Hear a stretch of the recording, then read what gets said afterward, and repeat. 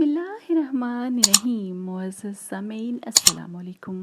آج کی ہماری ویڈیو کا موضوع ہے حضرت موسیٰ علیہ السلام. بنی اسرائیل کے مشہور پیغمبر مصر میں پیدا ہوئے. فرعون کو معلوم ہو گیا تھا کہ بنی اسرائیل میں ایک لڑکا پیدا ہونے والا ہے جو اس کی بربادی کا باعث ہوگا.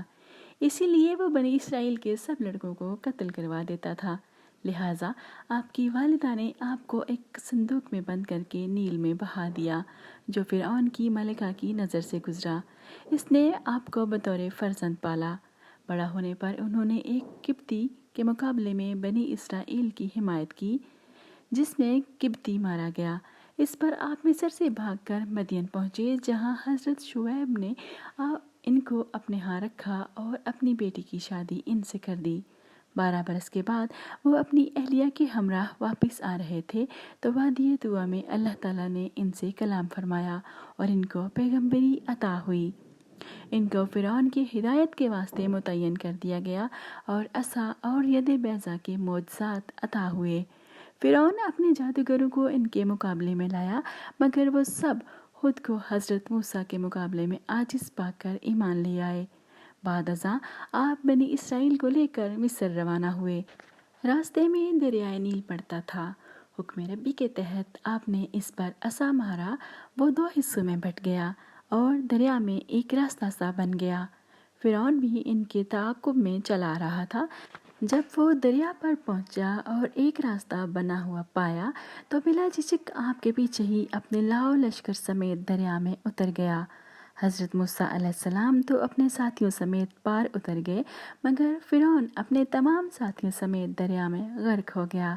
پھر آپ علیہ السلام کوہ طور پر اتر گئے اور آپ علیہ السلام پر تورات نازل ہوئی.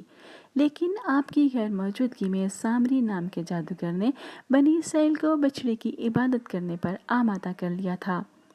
واپسی پر آپ علیہ السلام نے بچڑے کو تو آگ میں ڈال کر گلا دیا لیکن بنی اسرائیل کو بجائے شہروں میں بسانے کے ایک بیابان میں لے گئے جہاں 40 سال کا عرصہ ان کی غلامانہ عادتوں کی اصلاح میں گزرا. قرآن مجید میں آپ کا ذکر 29 مرتبہ ہوا ہے. آپ کے ذکر کے ساتھ اکثر مقامات پر آپ علیہ السلام کے بھائی ہارون علیہ السلام کا ذکر بھی آیا ہے. قرآن مجید میں جہاں فرعون کے ڈوبنے کا ذکر کیا گیا ہے وہاں یہ بھی بتایا گیا ہے کہ فرعون نے ڈوبتے وقت نہایت عاجزی سے اپنی عبودیت کا اقرار کر کے معافی مانگی مگر اب معافی کا وقت گزر چکا تھا. اس کو خداوندی جواب ملا تھا. وہ صرف اتنا تھا کہ ہم تیرے جسم کو محفوظ رکھیں گے تاکہ آنے والی نسلیں تیری لاش کو دیکھ کر عبرت حاصل کر سکیں.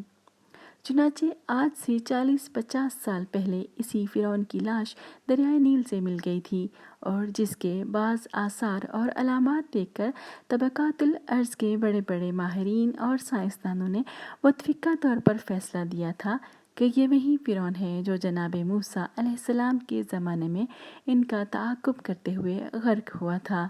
چنانچہ آج بھی اس کی مومیائی ہوئی لاش قاہرہ کے عجائب گھر میں دیکھی جا سکتی ہے.